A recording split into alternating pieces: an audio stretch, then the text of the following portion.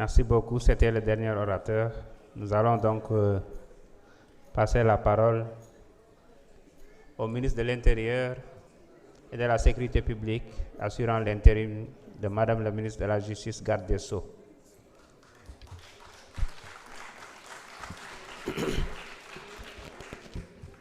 Assalamu alaikum wa rahmatullahi taala wa barakatuhu. Ñu ngi nuyu ñëpp di gërëm ñëpp di sant ñëpp di encore une fois saluer la qualité des débats. Je l'ai dit et redit encore une fois. Vous avez une Assemblée nationale de qualité et les débats sont de très haut niveau. Di saluer suñu collaborateurs yi ànd ak ñun président maa ngi lay nuyu di nuyu suñu sang yi nekk fii toog di nuyu également waa ànd sàmm jikko yi di leen féliciter ci compagnonnage bu rafet bu dëgër bu ñu am ak le premier ministre Ousmane Sonko muy àndu nawle di àndu gor di it ànd bu yàgg boo xam ne ñun seede lañ ci man it aussi am naa mbégte parce que bés bii c'est un jour historique et cette loi-là est une loi historique yàlla def ma représenter gouvernement bi en lieu et place de ma collègue l'excellente Yacine Fall qui est en mission à l'étranger empêché donc loolu moo expliqué intérim bi mais moom sax moo fi waroon nekk am tuuti rek benn regret bu ma am awma habitude trop di polémiquer dans des positions de politique ou dans des positions politiciennes mais dëgg bu jotee aussi dañ koy wax. Honorable député Thierno Alassane Sall, vous avez annoncé que vous alliez voter contre cette loi. Moi, je pose juste une question. Est-ce que vous êtes oui ou non contre la zoophilie? Est-ce que vous êtes oui ou non contre la nécrophilie? Xam ngeen luy zoophilie? Mooy nga tëdd ak mala. Ñu ne dañuy def loi buy condamné ku tëdd ak mala nga ni doo ko voté. Deuxièmement, nécrophilie xam ngeen mooy lan? Nécrophilie mooy ngay sàkku néew di tëdd ak moom. Ñu ne dañuy voté loi buy condamné ki tëdd ak néew pour tëj ko fukki at nga ni ànduma ci. Après nga nekk ci parti bu tudd République des valeurs. De l'intérieur ñu xoolaat parti bi parce que nekkatuñu ci ligne bi nga xamante ni moom lañ énoncé am nga ci droit am ngeen ci droit et je respecte votre position mais j'estime que pour être cohérent fu ñuy wooyee ay valeurs di ko teg ca kaw un parti nga ni am nga ay valeurs kooku da nga ko war a xeex parce que bu ñu placer affaire bi rek sous le rapport des actes contre nature entre góor ak góor wala jigéen ak jigéen mais loi bi dafa créer ay incrimination nouvelle yoo xam ne xamuñu ko woon nekkul woon ci loi de 66 65 nekkul woon ci loi de 66 nekkul woon ci code pénal 99 code pénal 2020 code pénal 2021 avec les différentes réformes je veux dire amul benn loi boo xam ne prévoir woon na infractions yi comme étant des infractions à part à l'exception de l'attentat à la pudeur parce que bu njëkk ku ko def dañuy wax attentat à la pudeur avec des peines très faibles cette loi-là est une loi révolutionnaire. C'est à ranger dans la catégorie de ce qu'on a appelé ou qu'on a pu appeler en légistique les belles lois. Cette loi est une belle loi. Et je vous exhorte, vous avez le droit de dire non. En tant qu'opposant, je vous exhorte à reconsidérer votre position au vu des explications que je vais vous donner. Parce que am na incompréhension yoo xam ni mën nañ ci waxtaan. D'abord, dañuy partir ci constitution bi constitution Sénégal dafa ne le mariage et la famille constituent la base naturelle et morale de la communauté humaine Sénégal lay wax ils sont placés sous l'autorité et la protection de l'État lii jur ay nit mariage moo koy def ak famille te am na loo xam ne bu ñu tendance boo xam ne bu ñu ko jëlee rek la race humaine va disparaître donc ñun dañu am liggéey ñun ci suñu génération ak àdduna bi ñu nekk ñu sauvegarder la race humaine am na comportement yoo xam ne bu ñu koy adapté rek day fay la race humaine te loolu état mënu ko seetaan loolu moo tax li nga xamante ni moo koy indi mooy ay acte contre nature ay tendances sexuelles yoo xamante ne day limiter la procréation wala mu koy annihiler wala mu koy neutraliser képp ki nga xamante ne républicain nga war nga jóg xeex loolu c'est dans ce sillage-là que la loi a été effectivement proposée. Honorable député Guy Marius Sagna wax na ko am na benn concept bu ma neex bi mu wax lorsqu'il parle de loi de légitime défense culturelle. Cette loi, elle est d'abord culturelle, avant d'être autre chose. Parce que la culture sénégalaise, la culture africaine, est une culture qui est propre à l'Africain et qui est propre aux Sénégalais. Nul n'a le droit d'imposer à autrui ses propres valeurs. Chaque peuple a le droit de revendiquer ses valeurs propres. Il y a un savant de l'Occident qui disait cela, un Français, qui disait que les lois doivent être tellement propres aux peuples pour lesquels elles sont faites qu'il serait d'un très grand hasard que celles conçues pour l'un d'eux puissent convenir à un autre. Vérité au-delà des Pyrénées, mensonge en deçà. Mensonge en deçà des Pyrénées, vérité au-delà des Pyrénées.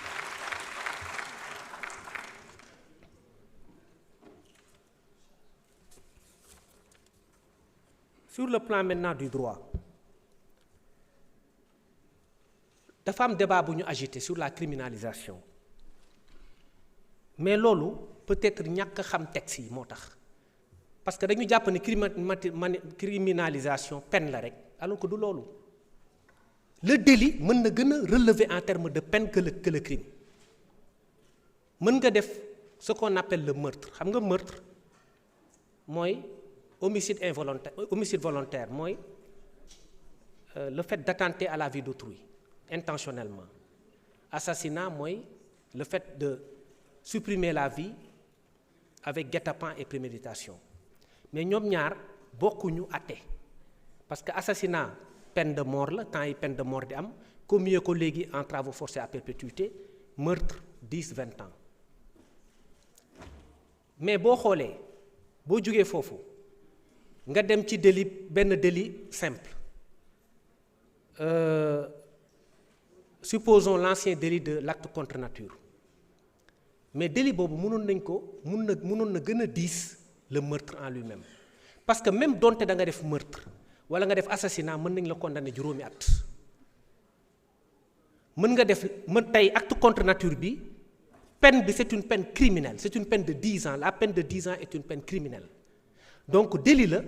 mais la peine est une peine criminelle mën nga def meurtre ñu condamner la 5 ans nga def acte contre nature ñu condamner la 10 ans ba pare ñu verrouiller ko en plus ni ñu ko verrouiller mooy mënoo wàcc 5 ans alors que mën nga def meurtre sax wàcc 5 ans moo tax débat bi sur la criminalisation est un débat qui est sans intérêt. Je vous lis les dispositions de l'article 432 du Code pénal. 432 c'est en matière criminelle bu fekkee nit dafa def crime dañuy wax nu ñu ko àttee dañu naan sauf disposition contraire expresse de la loi les peines prononcées contre celui ou ceux des accusés reconnus coupables en faveur de qui la cour d'assises, l'ancienne cour d'assises devenue chambre criminelle, aura déclaré les circonstances atténuantes seront modifiées ainsi qu'il suit. Si la peine prévue est la mort amatul léegi c'est les travaux forcés à perpétuité. La cour appliquera la peine des travaux forcés à perpétuité ou celle des travaux forcés à temps de 10 à 20 ans. xam nga jóge nañ ci mort léegi wàcc nañ ci 10 à 20 ans bu le juge bi alloué circonstances atténuantes ñu ñëwaat. Si la peine prévue est celle des travaux forcés à perpétuité, la Cour appliquera, dans le cas où la Cour estime devoir vous accorder des circonstances atténuantes, la peine des travaux forcés à temps de 10 à 20 ans ou celle des travaux forcés de 5 à 10 ans. xam nga ñu ngi wàcc. Si la peine est celle de la détention criminelle ou de la dégradation civique, la Cour appliquera la peine de l'emprisonnement de 5 à 10 ans ou celle de l'emprisonnement de 2 à 5 ans. Pourtant, on est en matière criminelle. moo tax débat bi amul solo xam nga wàcc nañ ba 2 à 5 ans alors que fii ñun 10 ans lañ wax pourquoi ñu ne 5 à 10 ans pourquoi l'option de ne pas en faire une infraction criminelle parce que crime procédure bi moo diis. L'instruction préparatoire mooy la saisine d'un juge d'instruction est obligatoire en matière criminelle. Ça c'est l'article 70 du code de procédure pénale qui le dit. Crime bu amee rek même loxo ci poche da ngay dem ñu saisir juge d'instruction mu jël temps am yépp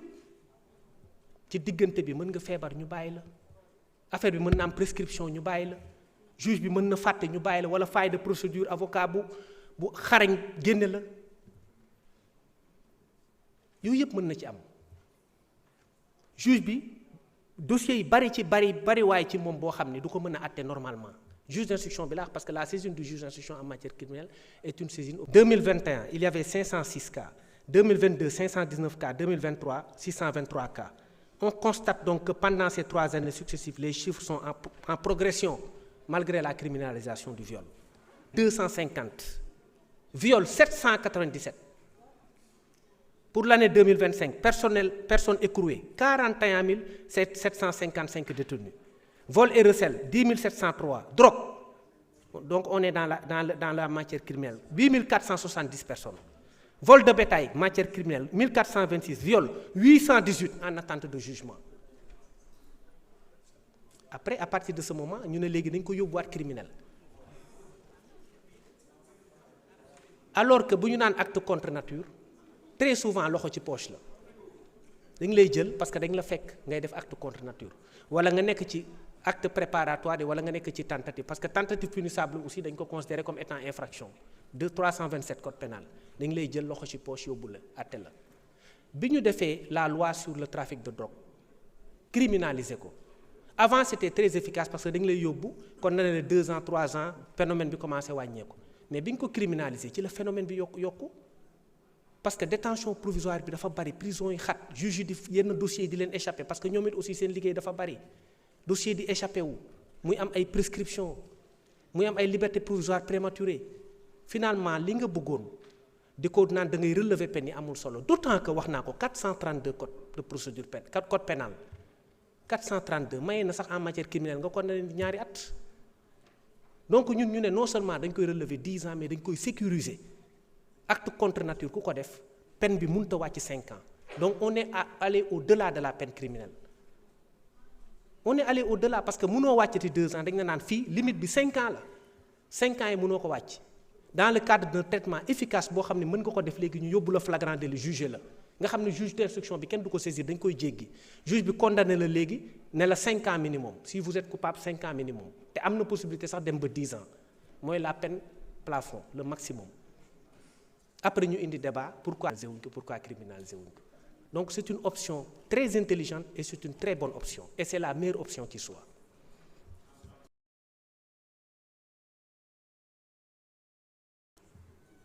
damay leeral rek que situation yi nga xamante ni temps yi moo am ñoom c'est pas là cette loi là qui va s'appliquer à eux pour l'instant les personnes am na député bu ko fi posé qui ont été arrêtés parce que la loi pénale plus sévère ne rétroagit pas mais keneen ku ñu fi jàpp après que cette loi soit promulguée da ngay dugg ci loi bu bees bi. Les innovations du texte. Le texte clarifie l'incrimination par la prohibition de tout terme flou et échappant au contrôle du juge, susceptible aussi. Un savant disait qu'en matière pénale il faut des lois précises et point de jurisprudence bu ñu naan pénal lépp dafa war a leer moo tax texte bi nouveauté bi mu indi mooy bu njëkk dañu définir acte contre nature ne c'est des actes impudiques. Impudique c'est pas du droit c'est du français te leerul c'est flou mën na am lu pudique ci yow impudique feneen donc loolu moo tax ñu préciser lan mooy un acte contre nature c'est là où le texte est révolutionnaire. Tout acte sexuel est un acte contre nature, tout acte sexuel ou à caractère sexuel entre 2 personnes de même sexe. damay leeral ni acte sexuel ak acte à caractère sexuel du benn. Dans l'acte sexuel il y a la connotation de consentement. Dans l'acte à caractère sexuel, il y a la connotation de rapport qui n'est pas consenti, mooy caractère sexuel, bokkul ak acte sexuel, de l'un ou de l'autre sexe sur un cadavre humain ou sur un animal. Lii aussi lu bees la, c'est une nouvelle incrimination. Parce que ku sëy ak malade wala ku sëy ak ku génn àdduna jigéen ak jigéen bu sëy ñoo yam. Toute personne qui aura commis un acte contre nature sera punie d'un emprisonnement de 5 à 10 ans et d'une amende de 2 millions à 10 millions sans préjudice de peine plus grave en matière de viol et de pédophilie. Foofu aussi mën na am même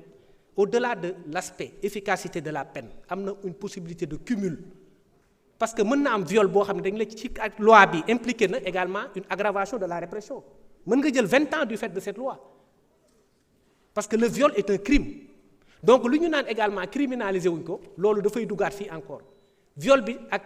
pédophilie bi dañ ko dugal ci répression acte contre nature ne léegi bu ñu nee par exemple def nga acte contre nature 5 à 10 ans boo ko defee mu nekk viol wala mu nekk pédophilie exclurul dans le cadre d'un concours réel ou d'un cumul réel d'infraction ñu condamné la à 20 ans 10 ans fii 20 ans fële et la plus haute expression pénale va s'appliquer day nekk 20 ans su boobaa on est de plein pied dans le criminel beneen affaire bi mooy ñu ne si l'acte contre nature est commis avec un mineur le maximum de la peine sera prononcé. Quel est le maximum de la peine? C'est 10 ans. 10 ans, je l'ai dit, c'est une peine criminelle. Le juge ne pourra prononcer le sursis. Fii également, ça c'est le venin du texte. Le juge ne pourra prononcer le sursis ni réduire l'emprisonnement au-dessous. Voilà ñu naan en deçà benn la. C'est admis en légistique. Au-dessous du minimum de la peine prévu à l'alinéa 2 du présent article. Le minimum de la peine c'est 5 ans. Donc mënoo jël moins de 5 ans. En matière correctionnelle, l'article 433 nee na mën nañ wàcc di wàcc waxuma 432 bi ma lire léegi c'est en matière criminelle mais en matière correctionnelle nee na mën nañ wàcc di wàcc 433 ba même considérer que li nga def nga ko mais amende rek lañ lay appliquer 433 dafa ne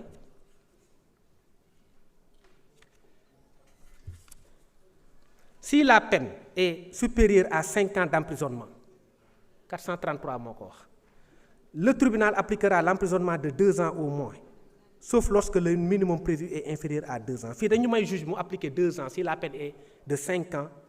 est supérieure à 5 ans ici la peine est supérieure à 5 ans bu ñu vérifié wul woon lii bu ñu ne woon mënoo wàcc 5 ans juge bi mën na appliquer lii donc mën na la appliquer 2 ans donc d'où le mérite de ce verrou légal après ñu ne sauf lorsque le minimum prévu est inférieur à 2 ans. Ça ne nous concerne pas. Si la peine prévue est un emprisonnement égal ou inférieur à 5 ans, les juridictions correctionnelles sont autorisées, etc., même en cas de récidive, à substituer l'amende à l'emprisonnement. Li am ba am mooy bu ñu nee 5 ans la mooy minimum bi mooy mënoo appliquer ci 433 donc mënoo dem 2 ans mënoo dem 1 an 5 ans c'est le minimum loolu aussi ça traduit une efficacité de la répression et le fait que la loi soit une loi qui est bonne. ñu demaat ñu définir ce qu'est l'apologie d'un acte contre nature. Le sursis également est interdit. Le sursis est interdit et le sursis est autorisé pour toutes les infractions de droit commun quasiment. 704, 705, 706 code de procédure pénale, 44, etc. yëpp autorise le sursis. Or fii le verrou c'est que dafa exclure le sursis mu nekk beneen également protection légale. ñu demaat définir une nouvelle incrimination dañ ko poser bu bees la boo xam ne amul woon l'apologie d'un acte contre nature ñu définir ko comme toute représentation publique par la parole l'écrit le geste l'image le son ou pour tout autre procédé quelconque tendant à promouvoir l'homosexualité la bisexualité la transsexualité la zoophilie la nécrophilie ou toute autre pratique assimilée mooy ngay siwal wala ngay wax lu maanaam ngay jay laa ko mooy loo xam ne maanaam da nga koy kañ waaw da ngay kañ ay affaire ngóor jigéen di kañ ay yu di sëyeeg kuy sëyeeg néew wala ngay kañ ñoo xamante ni dañuy sëyeeg ay bàyyi ma loolu aussi la loi le prend en charge et le définit. am na benn question bu ñu posé aussi mooy alinéa bu topp je pense que honorable yu moo ko doon wax toute personne qui aura fait par l'un des moyens énoncés à l'article 248 du présent code l'apologie d'un acte visé à l'alinéa précédent du présent article sera punie d'un emprisonnement de 3 à 7 ans et d'une amende de 500 000 à 5 millions donc fii apologie bi 3 à 7 ans la ak amende 500 000 à 5 millions boobu également dañu peine bi 7 ans la donc peine bu kawe la amende bi mën na dem ba 5 millions fii ñu ne à la suite de cet alinéa, toute personne qui aura délibérément financé ou appuyé. Parce que fii dañ ci yokk la notion de délibérément financé ou appuyé. Parce que mën nga financer wala nga jox nit te doo xam lu tax nga jox ko wala nga bëgg ko appuyer parce que dafa ñëw ne même kuréel de ay mbootaayu kii lañ jigéen wala mbootaayu góor yu def benn association dañ bëgg a soutien nga jox leen ko te xamoo ci dara moo tax bu ñu dugal ci benn adverbe délibérément ça consacre le principe de l'élément moral de l'infraction mooy da nga koy def ci loo xamante ni yaa ko tey mooy oustaz li yoon sa sam di wax naan innamal a'mal bi niyya innamal a'mal bi niyya mooy loo xam ni maanaam intention bi c'est ça qui fait l'infraction quand vous financez une activité en sachant que cette activité vise à promouvoir les infractions visées par le texte à travers que sont l'homosexualité, la bisexualité, la transsexualité, la zoophilie, la nécrophilie et les autres infractions, là vous tombez sous le coup de la loi pénale si vous le faites délibérément. Donc la condition de l'existence de l'élément moral, c'est ça effectivement qui fait l'infraction. Mais sans l'élément moral, loolu bu boobaa infraction bi du mën a am te cet élément moral là est laissé à l'appréciation du juge bi mooy xool ndax xam nga ko wala xamuloo ko. Après ñu ne les personnes déclarées coupables des infractions prévues aux alinéas précédents du présent article seront privées des droits de l'article 34 fii mooy inéligibilité bi parce que dañu jàpp ne kuy def yi mënoo yóotu nguur wala ngay prétendre à des emplois publics donc loolu aussi beneen affaire la boo xamante ni débat yi génnewuñ ko mu nekk beneen protection également légale qui consiste à prévoir des peines d'inéligibilité mu am leneen loo xamante ni suscité na fi débat mooy le dernier alinéa qui dit que toute personne qui aura dénoncé par l'un des moyens énoncés à l'article 248 du présent code l'un des actes prévus au présent article de mauvaise foi sera puni d'un emprisonnement de 2 à 5 ans. L'honorable député Youm a agité la question de la dénonciation. Ici, la dénonciation s'entend comme le fait de porter une information à l'attention du public. C'est différent de la dénonciation calomnieuse classique de l'article 362 qui réprime la mauvaise foi du dénonciateur qui porte à la connaissance du procureur, de l'autorité de poursuite en tout cas, de l'autorité administrative ou de toute autorité chargée de donner une suite à l'affaire, comme même un simple employeur, qui porte à son attention une dénonciation qui se trouve calomnieuse après que cet employeur ou cette autorité a classé l'affaire sans suite. C'est-à-dire que boo ñëwee yow ne procureur kii dafa defkatu lu bon la nga saisir procureur enquête ne classement sans suite kooku nga def loolu mën na la porter plainte loolu c'est la dénonciation calomnieuse classique bokkul ak bii beneen incrimination bu bees encore bii c'est une nouvelle dénonciation calomnieuse qui ne s'entend pas de la dénonciation calomnieuse à l'autorité mais au public fii weeje bi la loi pénale bi di réprimer fële après la ñu lay mën a condamner fii avant donc le souci du législateur ici c'est d'anticiper la répression c'est de ne pas attendre que mu am classement sans suite wala mu am une décision de relax pour ñu enclencher la procédure mais fii dès que yow de mauvaise foi sur le fondement de l'article 248 naa ko lire da nga dénoncer ay faits à l'opinion te xam ni mënoon nga ko jox à une autorité bu boobaa da ngay tomber sous le coup de cette loi-là. Les peines sont différentes aussi parce que dénonciation calomnieuse bi c'est 2 à 5 ans et des amendes de 500 000 à 2 millions. La lourdeur de la peine n'est pas anodine parce que dañu nekk ci environnement boo xam ne réseaux sociaux yi dañu commencé yàq der environnement bu xaw a nocif la da ngay jël benn père de famille nga def nga yóbbu turam fu ne yàq famille am yàq léppam yàq àddunaam su boobaa loi bi aussi da koy jël en charge dafa bëgg a décourager phénomène boobu mais c'est pas parce que dañ ko def pour ne kenn du dénoncer déedéet la dénonciation calomnieuse bi am na ba pare mooy nga dem saisir procureur wala keneen mais waxuñu la nga dem jël tama taxaw ci penc di tëgg naan Guy Marius Sagna lii la kële lii la loolu nag la ñuy décourager te loolu aussi mënuñu ko admettre ci société dañu ne par l'un des moyens visés par l'article 248 mooy booy dénoncer affaire bi en public ñu ne ci moyens yi les moyens de diffusion publique sont définis par l'article 248 du code pénal qui dit sont considérés comme moyens de diffusion publique la radiodiffusion la télévision mooy nga dem ci rajo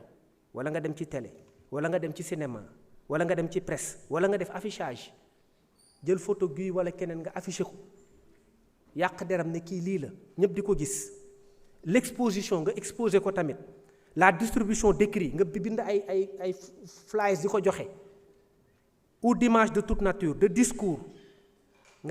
wala ngay way ay chants ay cris ou menaces proférées dans les lieux ou réunions publiques ou en général tout procédé technique destiné à atteindre le public. Et tu non seulement def nga lii déjà foofu pour man mauvaise foi bi sax ëpp na mais ñu yokk ci ne boo ko defee sax de mauvaise foi lañ lay condamner. Ça veut dire que yow mii sax yow protégé nañ la au maximum mooy boo nekkee un père de famille vigilant et prudent doo dugg ci lii ñu ne la yow bul def dem ci pénc di yàq der yamoo ci nga dem ci pénc di yàq der ba pare bëgg a yàq der boo xamante ni da nga ko def parce que da nga ce qu'on appelle une intention de nuire boobu c'est un cas d'exception boo xam ni nit ki bu ko defee rek dafa bëgg a yàq dëgg moo tax mu def ko loolu moo tax la loi aussi prévoit certaines situations moo tax c'est une loi parfaitement équilibrée cette loi-là est une loi parfaitement équilibrée fii nee na boo defee lii am nga 10 ans juge bi mënta wàcc ci 5 ans fii ne yow it aussi boo yàqee deru nit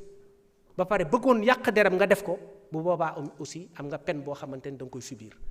bu ko defee day nekk loi bu équilibrée une loi boo xam ni vraiment ak foo ko mënti nat pour man c'est une loi presque parfaite te yàq der aussi dafa yàgg ci aada boo demee ci même alxuraan sax daf koy expliquer ci sayyidatna Aïcha ñu doon yàq deram ba alxuraan wàcc àtte surtout Nour je crois yooyu yëpp ay kii la yoo xam ni buñ koy rappeler rek dañu bëgg a wane ni am na loo xam ne aussi bu fekkee nit ki da nga ko bëgg a def te tey ko su boobaa da nga war a xam ni am na ay conséquences yu la ci nar a fekk boo gisee ni nit day def dara nit day def lu bon nga jël dénoncer ko à l'autorité mais amoo benn droit taxaw ci pénc di def yi par des moyens de diffusion publique pour yàq der loolu la loi bi jël en charge li ci des mooy certaines questions qui ont été posées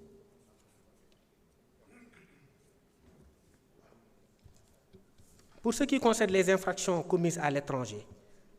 l'article 664 du Code de procédure pénale relatif aux infractions commises à l'étranger prévoit que tout Sénégalais qui, en dehors du territoire de la République, s'est rendu coupable d'un fait qualifié délit par la loi sénégalaise peut être poursuivi et jugé par les juridictions sénégalaises si le fait est puni par la législation du pays où il a été commis. Par conséquent, en vertu de cette disposition, l'acte contre nature commis par un Sénégalais à l'étranger ne pourra être poursuivi et jugé par les juridictions sénégalaises que s'il constitue une infraction dans le pays de commission.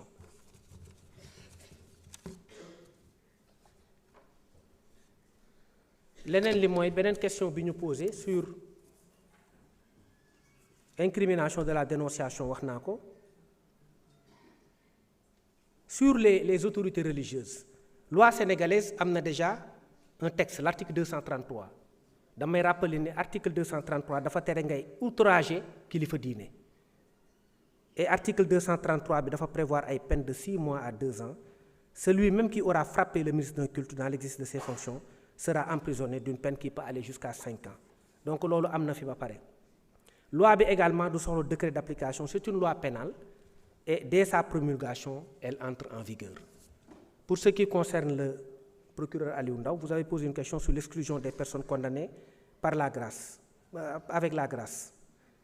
La politique pénale suivie depuis plusieurs années exclut expressément les auteurs d'actes contre nature de la grâce présidentielle en l'instar de toutes les agressions sexuelles comme le viol ou l'attentat à la pudeur. Donc là, c'est réglé également. À ce niveau, il n'y a aucun problème. Je vais terminer, Monsieur le Président. Si vous permettez. Vous pouvez continuer, vous pouvez terminer. Je vais terminer juste sur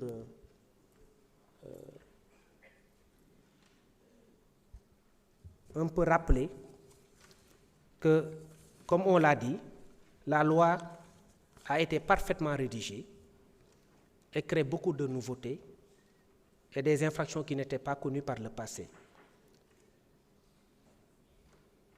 wax naa ko rappelé naa ko honorable député Abdou Mbow sur la peine expliqué naa lan moo tax cette répression est efficace plus que par le passé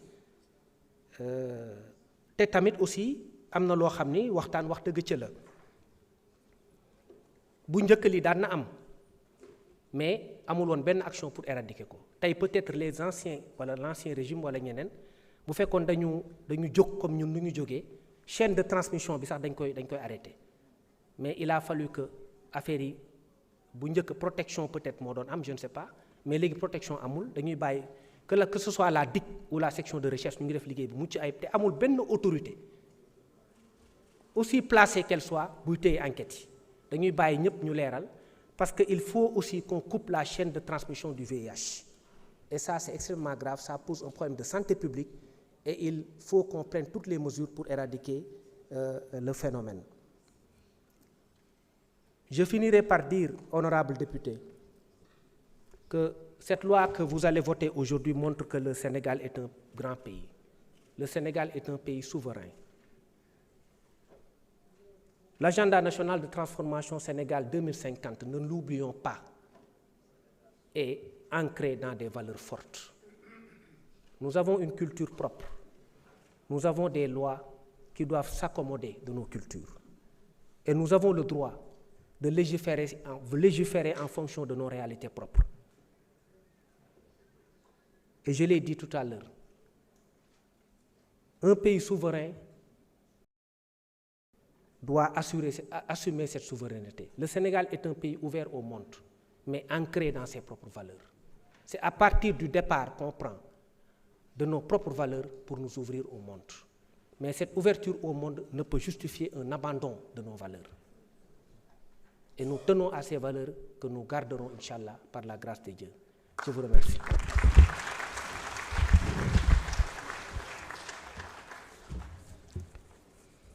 Merci beaucoup. La discussion générale est close.